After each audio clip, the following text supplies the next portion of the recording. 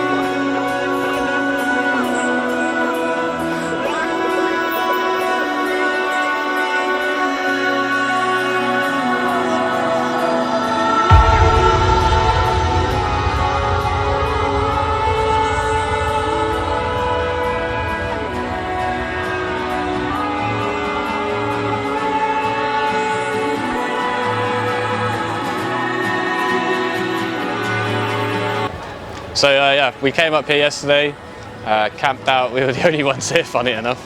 But we still had a nice time, had the gazebo set up, so it was a blessing. Been out today, it's damn hot out there. So trying to keep the car as cool as possible. Got the trusty spray bottle on the go as well. Yeah, it's too hot, man. But we've got to put on a show at the end of the day. We've got to give the people what they want and throw it on some doors. There's some really good cars here, some good drivers, a few other V8s, which is nice to come play with. Yeah, we're gonna have some fun today.